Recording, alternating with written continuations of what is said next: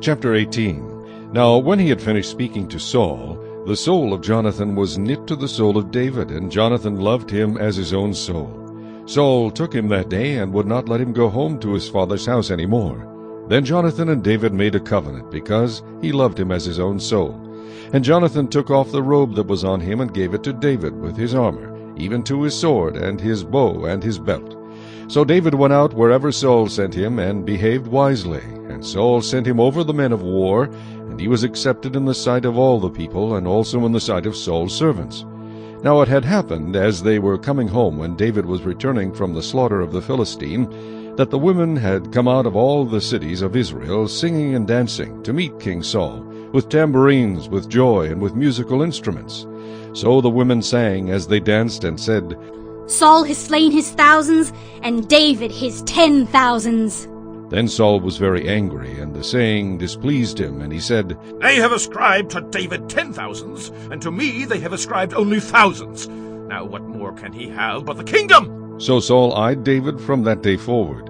And it happened on the next day that the distressing spirit from God came upon Saul, and he prophesied inside the house. So David played music with his hand, as at other times, but there was a spear in Saul's hand.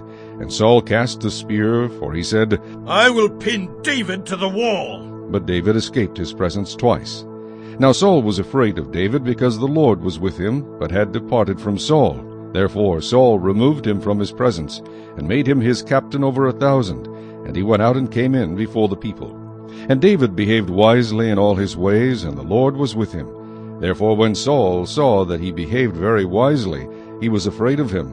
But all Israel and Judah loved David, because he went out and came in before them. Then Saul said to David, Here is my older daughter Merab. I will give her to you as a wife. Only be valiant for me, and fight the Lord's battles. For Saul thought, Let my hand not be against him, but let the hand of the Philistines be against him. So David said to Saul, Who am I, and what is my life or my father's family in Israel, that I should be son-in-law to the king?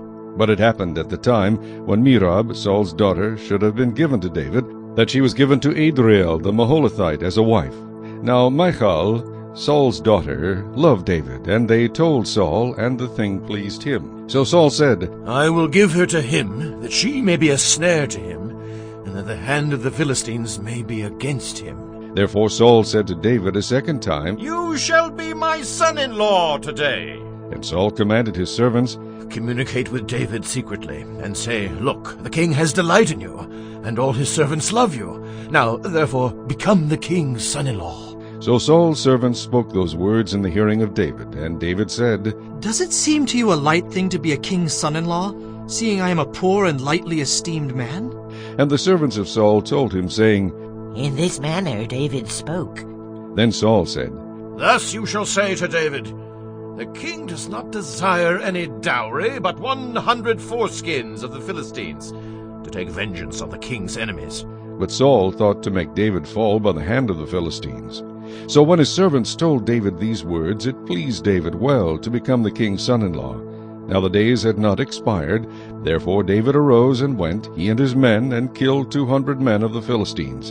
And David brought their foreskins, and they gave them in full count to the king, that he might become the king's son-in-law. Then Saul gave him Michal his daughter as a wife. Thus Saul saw and knew that the Lord was with David, and that Michal, Saul's daughter, loved him. And Saul was still more afraid of David. So Saul became David's enemy continually. Then the princes of the Philistines went out to war, and so it was, whenever they went out, that David behaved more wisely than all the servants of Saul, so that his name became highly esteemed.